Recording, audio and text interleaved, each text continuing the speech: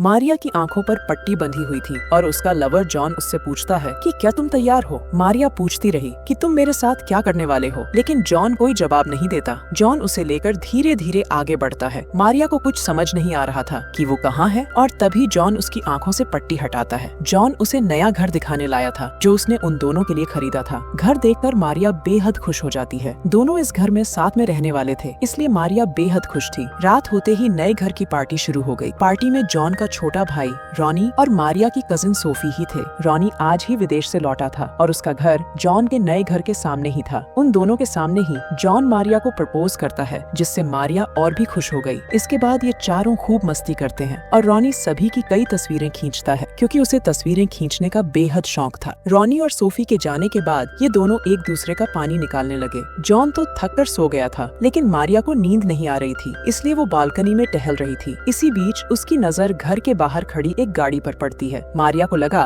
कि जैसे गाड़ी में से उस पर कोई नजर रख रहा है, और तभी गाड़ी वहाँ से चली जाती है। अगली सुबह मारिया जॉन के साथ मिलकर घर का सामान ठीक करने लगी। मारिया इंटीरियर डिजाइनर थी, जबकि जॉन का खुद का जिम था जिसमें लड़के लड़कियां दोनों ही आते थे। रॉनी भी जॉन के जिम में कसरत करने आता था। दूसरी तरफ मारिया के घर सोफी आई हुई थी। मारिया का घर देखकर वो भी बेहद खुश थी। बहनें होने के साथ साथ दोनों काफी अच्छी दोस्त भी थी। दोनों बहनें अपने पुराने दिन याद करने लगती हैं, जब वो दोनों अनजान लड़कों के साथ बार में जाकर फ्री में खूब दारू पीती थी और फिर उनके साथ अपना पानी भी निकालती थी। लेकिन मारिया के इस अतीत के बारे में जॉन कुछ भी नहीं जानता था। जॉन टाइम का पूरा पाबंद था। वो अपना हर काम टाइम पर करता था। वो सोना जागना, खाना पीना सब कुछ समय पर ही करता था। लेकिन मारिया को इन सब की आदत नहीं थी, इसलिए वो थोड़ी सी लेट हो गई, जिस कारण जॉन उसे आगे से टाइम पर काम करने को कहकर चला गया। कुछ देर बाद मारिया अपने काम पर थी और वो अपने काम में काफी माहिर थी। शाम को जब मारिया काम खत्म कर अपनी गाड़ी के पास आती है तो एक नकाबपोश आकर उसे पकड़ लेता है। ये बंदा तो मारिया को अच्छी तरह जानता था, लेकिन मारिया इसे पहचान नहीं पा रही थी। नकाबपोश उसके साथ जबरदस्ती करने लगा, जिस कारण मारिया जोर से चिल्लाती है और उसकी चीख सुनकर गार्ड्स वहाँ आ जाते हैं और नकाबपोश वहाँ से भाग जाता है। आज के हादसे से मारिया बेहद डर गई थी। वो इस बारे में जॉन को बताना चाहती थी, जबकि जॉन के सोने का समय हो गया था। उसे रात को नींद भी नहीं आती क्योंकि उसे बार बार नकाबपोश का चेहरा और उसकी डरावनी आंखें याद आ रही थी। अगले दिन वो दोनों रॉनी और सोफी के साथ मूवी देखने जाते हैं, लेकिन मूवी के दौरान भी मारिया नकाबपोश के बारे में सोचकर डर रही थी। मूवी के बाद ये लोग खाना भी खाते हैं, मगर मारिया को खाने का स्वाद नहीं आ रहा था। मारिया को परेशान देखकर सोफी उसे वॉशरूम में ले आई। उसके कई बार पूछने पर मारिया उसे बताती है कि कोई है जो मुझ पर नजर रख रहा है, मेरा पीछा कर रहा है। आज रात भी मारिया को नींद नहीं आती और अगली सुबह जब वो नीचे आती है तो उसे सरप्राइज मिलता है। मारिया का आज जन्मदिन था और वो इतनी खूबसूरत लग रही थी कि रॉनी उसे देखता ही रह गया। मारिया को ये सरप्राइज बेहद अच्छा लगा था, इसलिए वो जॉन का धन्यवाद करती है और उन दोनों को किस करते देख रॉनी को अच्छा नहीं लगा। रात होते ही ये लोग एक क्लब में पार्टी भी करते हैं। पार्टी के बाद मारिया अपनी तस्वीरें देख रही थी कि इसी बीच उसे अपनी तस्वीरों में नकाबपोश दिखता है। उसने नकाब तो नहीं पहना था, लेकिन मारिया ने उसकी आंखों से उसे पहचान लिया था। मारिया को लगने लगा कि उसके अतीत से कोई उसका पीछा कर रहा है। वो इस बारे में सोफी से बात करती है और उसका भी यही कहना है कि शायद इस बंदे के साथ तुमने कभी पानी निकाला होगा। दोनों सहेलियां बातें कर रही थी, जबकि सामने वाले घर से रॉनी मारिया की तस्वीरें खींच रहा था। असल में रॉनी को मारिया से प्यार होने लगा था, लेकिन वो उसके भाई की होने वाली बीवी थी, इसलिए दूर से ही देखकर चुप था। वो जब भी फ्री होता तो मारिया की तस्वीरें देखने लगता। वैसे रॉनी तस्वीर खींचने के साथ साथ जॉन के घर आने जाने का समय भी नोट करने लगा था। ऐसे ही एक दिन जब मारिया लिफ्ट में थी, तभी नकाबपोश भी लिफ्ट में आ जाता है। मारिया उसे देखकर बेहद डर गई थी और डर के मारे जैसे ही वो अपनी आंखें बंद करती है तो उसे एक जानी पहचानी सी महक आती है। ये महक नकाबपोश से आ रही थी। मारिया को याद आ जाता है कि काफी समय पहले उसने इस बंदे के साथ पानी निकाला था और ये याद आते ही उसके होश उड़ गए। अगली सुबह जब जॉन काम पर चला गया तो रॉनी मारिया के घर आता है।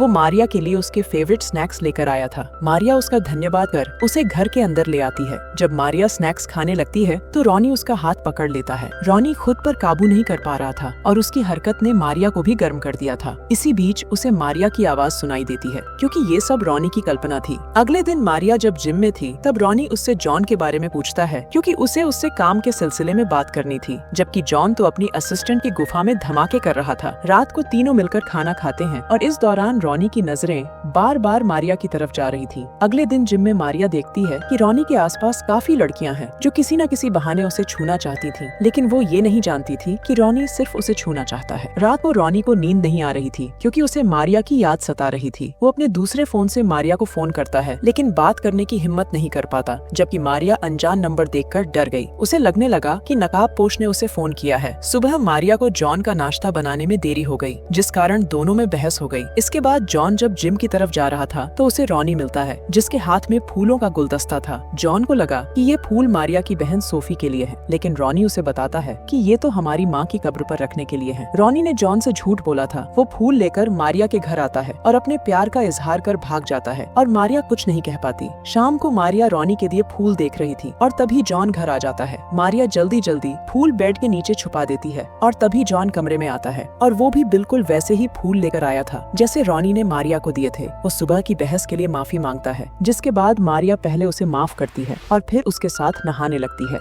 देर रात को जब जॉन सो गया था तो मारिया रॉनी के फूल छुपाने बालकनी में आती है। उसे आज भी घर के नीचे गाड़ी दिखती है। मारिया बेहद डर गई थी और तभी वो गाड़ी वहाँ से चली गई। सुबह जॉन के जाने के बाद मारिया दीवार पर पेंटिंग बना रही थी और तभी रॉनी उसके लिए चॉकलेट लेकर आता है। मारिया उसका धन्यवाद करती है, जिससे रॉनी को लगने लगा कि वो भी उसे पसंद करने लगी है। इसी दौरान मारिया किसी जरूरी काम से बाहर चली गई। उसके जाने के बाद रॉनी उसकी पेंटिंग के नीचे अपना और मारिया का नाम लिखता है और बाद में मारिया के पीछे जाने लगता है। मारिया को भी इस बारे में पता लग गया था। वो रॉनी को डांटती है कि मैं तुमसे नहीं तुम्हारे भाई से प्यार करती हूँ। अगर तुम ऐसे ही करते रहे तो मेरी जिंदगी खराब हो जाएगी। मारिया की बात सुनकर रॉनी उदास हो गया। अगले दिन रॉनी फिर से मारिया के घर आ गया। वो उससे माफी मांगते हुए कहता है कि मैं अपने प्रोजेक्ट के लिए तुम्हारी कुछ तस्वीरें लेना चाहता हूँ। मारिया उसकी बात मान लेती है और उसे घर के अंदर ले आती है। मारिया अपना काम कर रही थी और रॉनी उसकी तस्वीरें खींचने लगता है। मारिया का खूबसूरत बदन देखकर वो मदहोश होने लगा था। वो अपना कैमरा छोड़कर उसे कलर लगाने लगा, जिससे मारिया की गुफा में भी तूफान मचने लगा। देखते ही देखते दोनों एक दूसरे के बेहद करीब आ गए, जिसके बाद रॉनी उसकी गुफा में धमाके करता है। कुछ दिनों बाद साला नकाबपोश मारिया को पार्किंग में पकड़ लेता है और तब रॉनी वहाँ आकर उसे बचाता है। रॉनी की बहादुरी देखकर मारिया खुश हो गई। अब वो भी उससे प्यार करने लगी थी और जॉन को इन दोनों के चक्कर के बारे में पता चल जाता है। कुछ दिनों बाद मारिया को पता चलता है कि वो माँ बनने वाली है। इस बात से मारिया परेशान हो गई, क्योंकि उसे समझ नहीं आ रहा था कि इस बच्चे का बाप कौन है, जॉन या फिर रॉनी। काफी सोचने के बाद वो रात को जॉन को बता देती है कि मैं माँ बनने वाली हूँ, लेकिन तुम इसके बाप नहीं हो। ये सुनकर जॉन के होश उड़ गए। मारिया आगे कहती है कि मैं रॉनी से प्यार करती हूँ और ये बच्चा उसी का है।